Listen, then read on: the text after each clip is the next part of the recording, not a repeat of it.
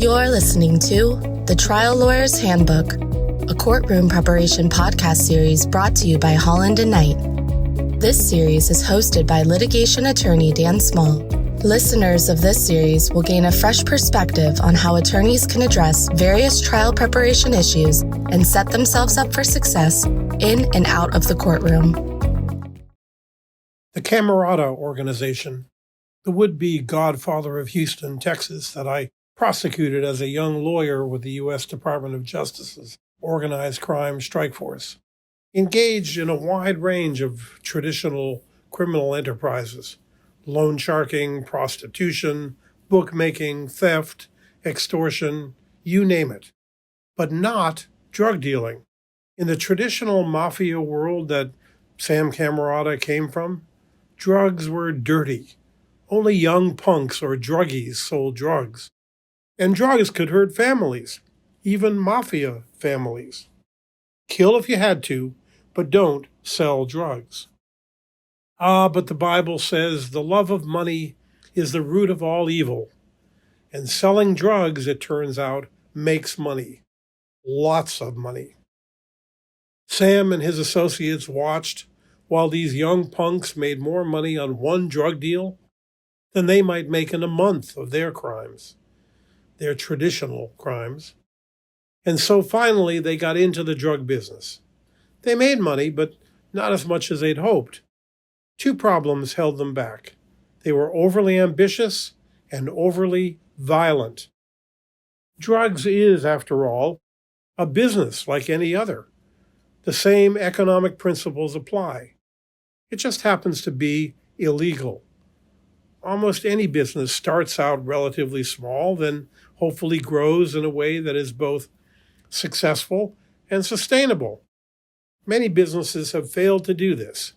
Ambition is good, but it must be tempered with reality.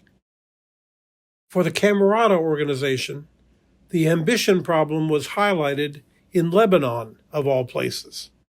One member of the organization had some Lebanese contacts. After some back and forth, they began discussing an extraordinary guns for drugs deal with those contacts.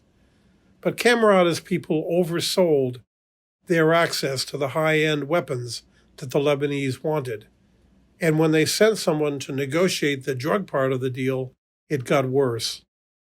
One of Cammarata's men, who had basically never left Texas, walking the streets of Beirut, trying to negotiate with Lebanese drug lords.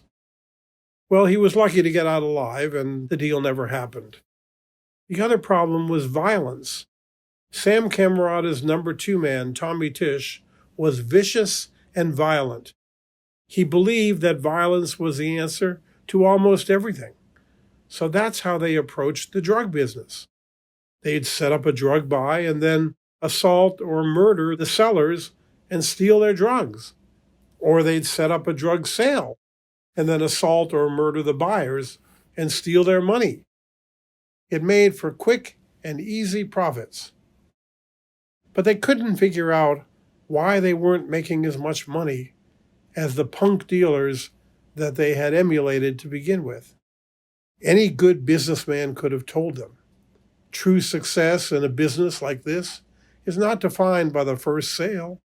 It's defined by developing relationships, repeat business, secure transactions. It didn't take long for the word to get out within the drug community. Stay away from those guys. They'll rip you off. They made money, but not the riches they had dreamed of that had lured them into the business in the first place. It's ironic, isn't it? They had stayed away from drug dealing because it was dirty, but once they crossed that line, it was their own brand of dirt that kept them from reaping the profits. Many of those they killed were not sympathetic characters, to say the least, but the level of violence they used allowed us as prosecutors to portray them to the jury as a dangerous and evil enterprise. And it worked.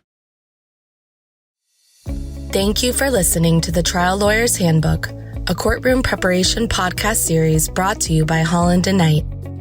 For more information on courtroom preparation, please email dan.small at hklaw.com or visit hklaw.com/Daniel-Small.